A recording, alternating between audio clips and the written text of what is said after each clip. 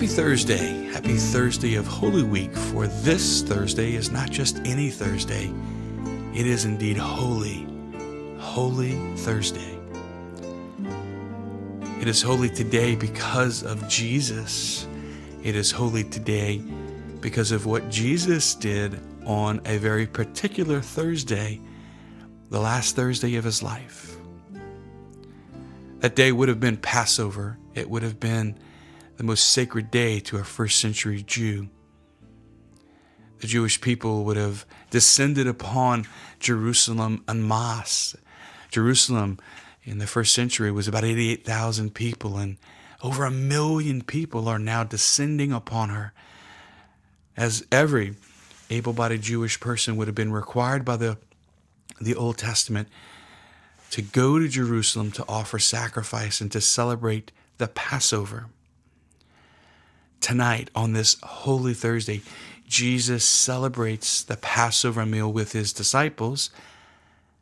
But it's not just any Passover with his disciples tonight. There's a new covenant that is being established in this new Passover, as Jesus himself is the quote-unquote new Lamb of God who will be offered to the Father. And therein, a new covenant drawing us all back to God. That's tonight. And in preparation for tonight, all of Jerusalem would have been in preparation for tonight.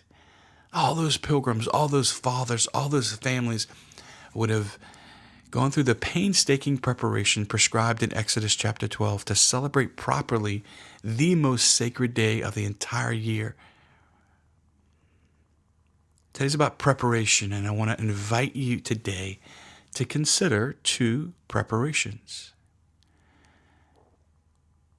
Jesus in the Gospel of Luke sends Peter and John to make ready for the Passover. What that means is they would have gone into Jerusalem from Bethany, where they were staying. The 2 of them alone would have gone to Jerusalem to the temple. And after acquiring an unblemished lamb, they would have, as every good Jewish father and leader of his family would have done, would have gone to the temple. The lamb would have been offered to God via sacrifice.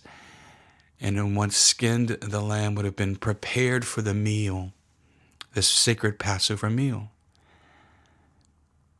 Peter, John, they're making preparations for this most sacred evening as Jesus has asked them. To consider today that Judas is also preparing. Judas knows that tonight's the night. And Judas has already prepared in conversation with those who will eventually put Jesus on trial. Judas has already made his own preparations and secret whispered conversations to betray Jesus. There are those who are preparing for Jesus bringing us back to God and reconciling us because of sin. And then there is Judas, who's also preparing to commit the ultimate and most grave of sin. And there in the middle is Jesus. He's also preparing, for he knows what will unfold tonight, through the night, into the morning, consummated at 3 p.m. tomorrow on the cross. How are you preparing today? Because today cannot be another day at work. Today cannot be just another day out there. Today's Holy Thursday.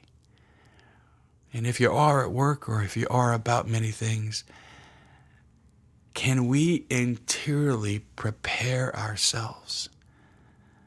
No matter where you are in life, today can't be just another day, because it's not just another day. Tonight's not just another night. It's the most sacred of nights. And We need to prepare.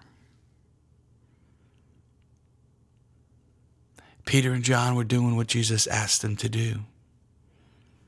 Jesus himself was in silence with the Father.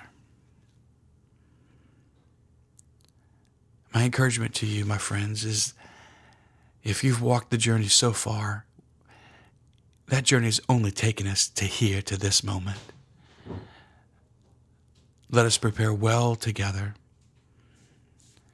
for the most holy of nights, this night, this Holy Thursday night.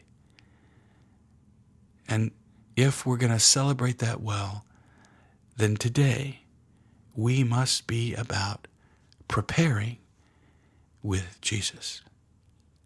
God bless you.